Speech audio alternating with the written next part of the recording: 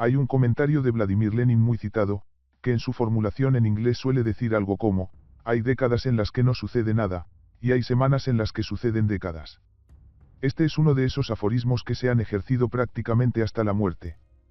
Pero hay raras ocasiones en las que encaja perfectamente con el ritmo caótico de los acontecimientos mundiales, y pocos casos encajan mejor que la caída de la República Árabe Siria y su asediado, ex-presidente, Bashar al-Assad. Siria se vio sumida por primera vez en la guerra civil debido a una creciente insurgencia en 2012. Y más de una década de extenuantes combates posicionales y asedios, incluido un enloquecedor asedio de 4 años a Alepo, vieron cómo las líneas del frente del país se coagulaban en una incómoda cuasi-estasis.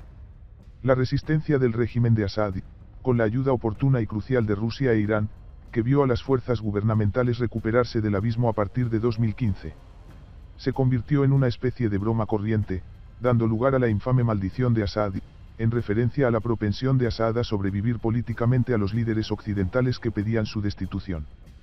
Tras haber sobrevivido a más de una década de guerra civil y haber recuperado con éxito el corredor urbano crucial de Siria, desde Damasco hasta Alepo, pocas personas vieron lo que vendría después. En este caso, el comentario de Lenin sobre semanas en las que transcurren décadas es casi literalmente cierto. El 27 de noviembre, fuerzas insurgentes lideradas por el grupo paramilitar Tahrir al-Sham lanzaron una ofensiva de choque hacia Alepo que capturó la ciudad en solo unos días. Las fuerzas del régimen se desvanecieron mientras avanzaban por el corredor urbano, capturando Hama y luego Homs. El 8 de diciembre, la República Árabe Siria dejó de existir funcionalmente y Assad evacuó para buscar asilo en Rusia en medio de rumores de que su avión había sido derribado. Del 27 de noviembre al 8 de diciembre, 12 días desde un estancamiento incómodo hasta el colapso total del gobierno y el ejército de Assad. En este caso, 2 semanas bastaron para lograr un resultado decisivo que había sido disputado sangrienta e indecisamente durante más de una década. Como breve editorial aparte, he tenido la intención de presentar algunas reflexiones sobre el notable colapso en Siria, así como un informe de situación sobre la guerra ruso-ucraniana, donde se han producido importantes avances tanto en las líneas del frente como en las zonas metaestratégicas. Esfera. Había pensado en fusionarlos en un solo artículo. Pero decidí no hacerlo porque no deseo idear una estructura narrativa unificadora. Sé que es popular representar a Siria y Ucrania como frentes diferentes en una tercera guerra mundial coherente, pero creo que esto es bastante exagerado e induce innecesariamente al pánico. Los acontecimientos en Damasco y el Donbass no están tan claramente conectados como a la gente le gustaría que estuvieran. Si hay una conexión como tal, es simplemente que se trata de zonas fronterizas del poder ruso. Sin embargo, Ucrania siempre importará mucho más a Moscú que Siria. Y para los rusos es su frontera occidental la que constituye su preocupación estratégica más apremiante. Por lo tanto, esta entrada se centrará en la implosión de Siria, y en breve se publicará una actualización sobre el frente en Ucrania en una oferta separada. La caída de Assad, largamente esperada, inesperada. Con solo unas pocas semanas para considerar los acontecimientos en Siria. Se justifica un poco de reserva y moderación. Tenemos la forma general de la ofensiva rebelde, que salió de Idlib hacia Alepo en las primeras 48 horas antes de comenzar un barrido hacia el sur por el corredor urbano de Siria a lo largo de la autopista arterial M5, pero la situación política más amplia en Damasco todavía está cambiando y es extremadamente turbio. Lo que merece énfasis, sin embargo, es la totalidad y la velocidad del colapso del ejército árabe sirio y del gobierno de Assad. Quizás hubo un lapso de 24 horas, alrededor del 30 de noviembre, en el que parecía que el Shah iba a luchar.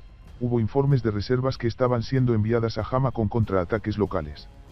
Y la Fuerza Aérea Rusa comenzó a bombardear intensamente el bastión de Tahrir al-Sham alrededor de Idlib. La pérdida casi instantánea de Alepo fue claramente el núcleo de una catástrofe militar emergente, pero pocos podrían haber anticipado que la resistencia del régimen simplemente se evaporaría. El desempeño más amplio del Shah durante la guerra civil merece toda una serie de asteriscos. Es un hecho simple que Assad probablemente habría perdido su control del poder hace muchos años en ausencia de la ayuda rusa e iraní, pero nunca se cuestionó la premisa básica de que el régimen y el ejército estaban dispuestos a luchar, hasta ahora. Las defensas del Shah se estaban derritiendo sistemáticamente el 1 de diciembre, nunca se reconstituyeron, y eso, como dicen, fue todo. Lo que presenciamos en Siria fue, en el fondo, una descomposición sistémica del Estado que había sido ocultada por un tenue alto el fuego en el norte. Y está claro que durante este alto el fuego el gobierno de Assad no quiso ni pudo abordar los problemas que plagaron al EAS durante las primeras fases de los intensos combates. Podemos enumerar el problema básico de la siguiente manera. La crisis de la SA fue ante todo una crisis de ingresos, con el país decayendo hasta la mera subsistencia económica. Siria es una entidad económica frágil en el mejor de los casos. Se puede considerar en términos generales como un mosaico de 4 regiones geoespaciales diferentes, el bastión alauita en la cordillera costera, con centros urbanos como Tartus y Latakia, el corredor de las antiguas ciudades oasis, Alepo, Hama, Homs y Damasco, el valle del Éufrates al este. Y el interior turco a lo largo de la frontera norte de Siria. El problema, no solo para el régimen de Assad sino para cualquier aspirante a gobernante de Siria, es que unir estas regiones geográficas es una tarea político-militar muy difícil, pero esencial para la coherencia económica y fiscal del país. Las principales regiones productoras de cereales de Siria se encuentran en el este, particularmente en la cuenca del Éufrates. El noreste en particular es la fuente predominante de Siria tanto de cereales básicos como el trigo como de cultivos de exportación como el algodón. Desde hace más de una década, Damasco ha perdido estas regiones en crecimiento y están bajo control pseudo-autónomo kurdo. Además, la pérdida del noreste a manos de los kurdos, junto con una ocupación estadounidense de facto alrededor de Al-Tanf, aisló al régimen sirio de sus yacimientos de petróleo y gas más productivos, aunque Siria nunca ha sido un importante exportador de petróleo según los estándares mundiales. Esto acabó con otra fuente de ingresos más para el régimen. Cuando se tienen en cuenta los daños físicos causados por una década de guerra y el continuo estrangulamiento por las sanciones occidentales, el total vaciamiento económico del régimen sirio estaba en gran medida predestinado.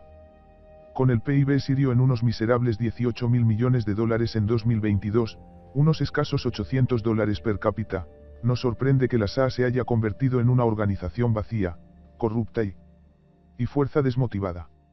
Los salarios de los soldados eran abismales y los oficiales se acostumbraron a complementar sus ingresos aceptando sobornos y extorsionando a los viajeros en los puestos de control al borde de las carreteras.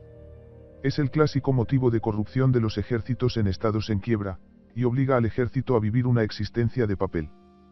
Con un Orbat que parece adecuado en el papel pero que en realidad consiste en gran medida en unidades virtuales o esqueléticas dirigidas por oficiales que están más interesados en complementar sus salarios con sobornos que en mantener la efectividad básica del combate. Así, en casi todos los relatos de la ofensiva rebelde desde la perspectiva del Shah, surge la misma firma, los reclutas mal pagados y desmotivados, que no recibieron ninguna dirección significativa de sus superiores, optaron simplemente por deshacerse de sus uniformes y huir. No se les puede culpar, al final se trataba de un régimen exhausto en el que quedaban pocos dispuestos a luchar por él. Y en medio del caos centrífugo del colapso del régimen, los hombres tienden a empezar a pensar en sí mismos y en su propio destino. De ahí que el comandante de la Guardia Revolucionaria iraní, Hossein Salami, comentara, algunos esperan que luchemos en lugar del ejército sirio. Es lógico, asumir toda la responsabilidad mientras el ejército sirio simplemente observa. La gran historia del régimen de Assad será la de una excesiva dependencia de patrocinadores extranjeros y una falta de voluntad, o incapacidad, para lidiar con la podredumbre burocrática y la corrupción sistémica en el ejército sirio. Assad demostró estar demasiado dispuesto a solicitar a potencias extranjeras que libraran sus batallas por él. Y con su régimen asfixiado de ingresos, permitió que la SA languideciera como una fuerza de combate esquelética de tercera clase en su propio país, y al final se derrumbó en un montón de huesos, como suelen ocurrir los esqueletos.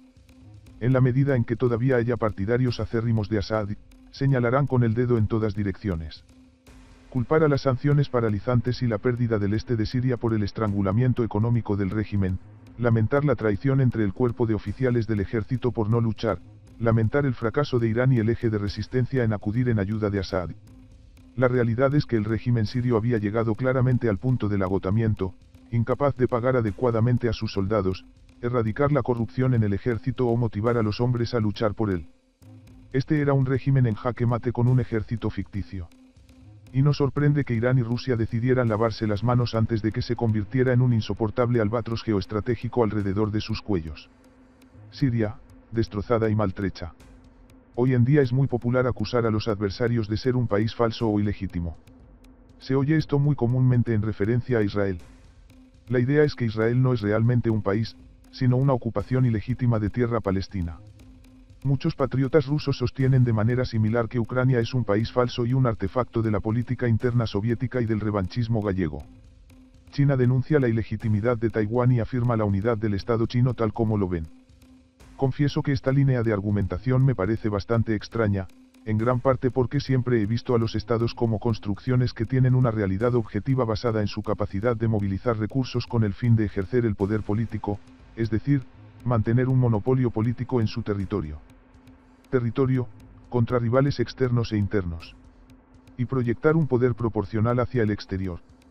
Es muy evidente que Israel es un estado real.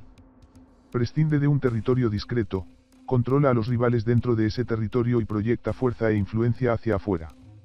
No tiene por qué gustarle a uno, pero obviamente es real. Quejarse de que un estado es ilegítimo o falso es un poco como argumentar que un animal no es real, cuando en realidad la vida de un animal es una propiedad objetiva derivada de su capacidad para movilizar continuamente calorías de su entorno y defenderse contra la depredación. Los estados y los animales pueden morir. Pueden consumirse por el fracaso de la movilización, privados de ingresos o calorías, según sea el caso, pueden ser devastados por el parasitismo interno de la rebelión y la enfermedad, o pueden ser devorados por formas depredadoras más grandes y potentes. Parasitismo, movilización de recursos, depredación y muerte. Todas presiones incesantes tanto para el animal como para el organismo político. Los estados no poseen una cualidad abstracta de legitimidad, sino que viven o mueren según sus propios términos. Siria no es del todo un país falso, pero ciertamente está enfermo. En particular, ahora surge la cuestión de la relación entre el Estado y el territorio discreto anteriormente conocido como la República Árabe Siria. El régimen de Assad ha desaparecido, pero las inmensas presiones que distorsionan y arrastran a lo largo de sus antiguos territorios persisten. Y la cuestión básica es si puede prevalecer algún acuerdo político estable en el territorio de Siria. Necesitamos recordar que Siria, como tal, es una unión difícil de manejar de regiones geoeconómicas discretas, la cordillera costera, el corredor de antiguas ciudades oasis, Alepo, Hama, Homs, Damasco, y la cuenca del Éufrates. En las décadas previas a la guerra civil, un breve auge de las exportaciones de petróleo, combinado con amplias obras de irrigación a lo largo del Éufrates, permitieron una explosión demográfica siria, con la población total casi triplicándose, de unos 7 millones a principios de los años 1970 a más de 22 millones para 2010. Después de una breve disminución en los primeros años de la guerra civil, la población comenzó a recuperarse y una vez más alcanzó los 22 millones en 2022. No es una coincidencia, entonces, que el colapso del sistema de riego del Éufrates provocado por la sequía de 2011, condiciones de sequía que aún persisten, fuera un importante presagio de una guerra civil, ni es de extrañar que se convirtiera en el principal factor fiscal y económico. Problema que el régimen de Assad no pudo resolver. No es simplemente que Assad careciera de una solución. Es dudoso que exista una solución. El meollo del problema es simple, y pido disculpas por tardar tanto en llegar al punto. Siria no puede existir como una entidad estable sin la unificación de prácticamente todo el territorio de la antigua República Árabe Siria. Pero mantener el control sobre ese territorio requiere unir una amalgama explosiva de bloques étnicos y sectarios. La vasta e hinchada población del corredor de la ciudad oasis no puede sobrevivir sin acceso a las tierras agrícolas más productivas del este, e incluso entonces. Será esencial la rehabilitación del sistema de riego y unas precipitaciones más favorables, y la capacidad de exportar los recursos de gas y petróleo de Siria. Si el corredor urbano interior sigue aislado de los recursos económicos del este de Siria, estará condenado a seguir siendo un caldo de cultivo superpoblado y empobrecido para la disidencia y la violencia. Asimismo requiere acceso a la cordillera costera para facilitar el acceso económico al Mediterráneo. El asombroso aumento demográfico de Siria en la segunda mitad del siglo XX solo fue posible porque la República Árabe Siria unió el corredor de ciudades oasis con la cordillera costera y la cuenca del Éufrates en el este.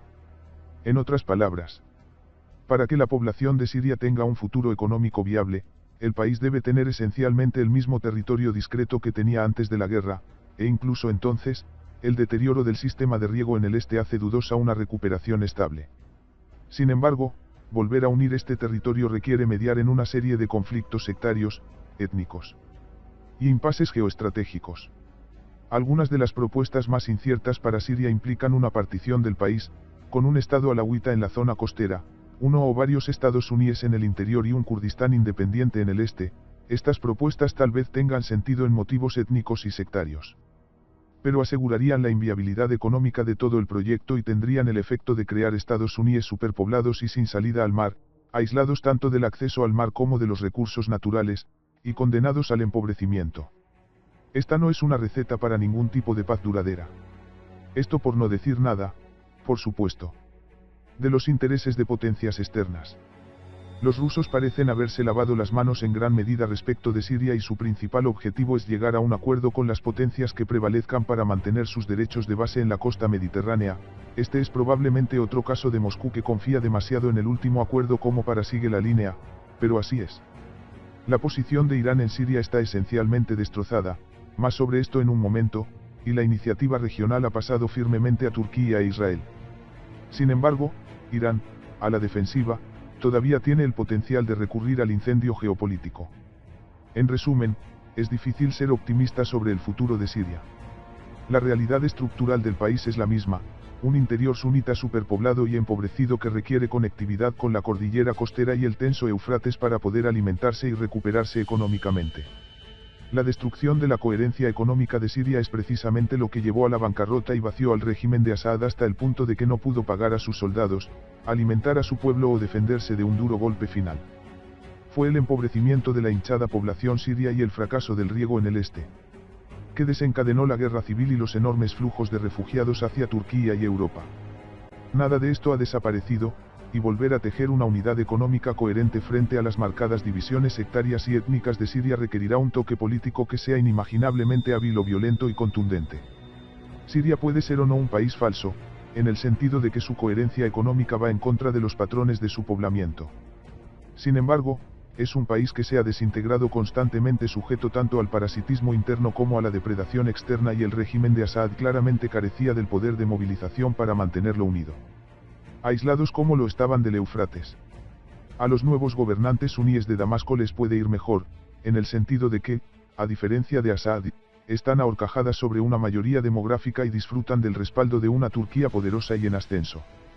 Pero no hay duda de que se avecina más violencia antes de que se forje nuevamente un Estado coherente a partir de estos componentes dispares y empobrecidos. Ganadores y perdedores. Con el capítulo ahora cerrado sobre el régimen de Assad, podemos considerar a Siria como un juguete de potencias externas. Siria ha sido un lugar de intenso interés para al menos 4 poderosos estados externos, a los que asigno el estatus de ganador y perdedor de la siguiente manera. Gran ganador, Israel. Pequeño ganador, Turquía. Pequeño perdedor, Rusia. Gran perdedor, Irán. Los consideraremos en orden, comenzando con Israel e Irán, ya que sus situaciones son inversas casi perfectas. Es difícil enfatizar demasiado cuán completamente se ha derrumbado la posición geopolítica de Irán en el Levante y el Mediterráneo oriental. Irán invirtió importantes recursos para apuntalar el régimen de Assad, aportando ayuda militar y apoyo logístico del orden de decenas de miles de millones de dólares. Lo más significativo, sin embargo, Irán fue fundamental a la hora de proporcionar mano de obra para apuntalar al debilitado ejército árabe sirio a lo largo de los años, con la fuerza Quds de élite del cuerpo de la Guardia Revolucionaria iraní entrenando milicias para apoyar al ejército de Assad y liderando la movilización y coordinación de combatientes extranjeros, incluidos los del Líbano e Irak y Afganistán. Para Irán, Siria y el Líbano formaron un nexo de proyección de poder que se reforzaba mutuamente. Siria proporcionó un corredor terrestre crucial que permitió a Irán canalizar personal y suministros al Líbano, creando un vínculo esencial en la conectividad geográfica de la proyección de fuerzas de Irán. Hezbollah desempeñó un papel valioso en la coordinación de las milicias de Irán en Siria. Y Siria aseguró el vínculo terrestre entre Irán y Hezbollah.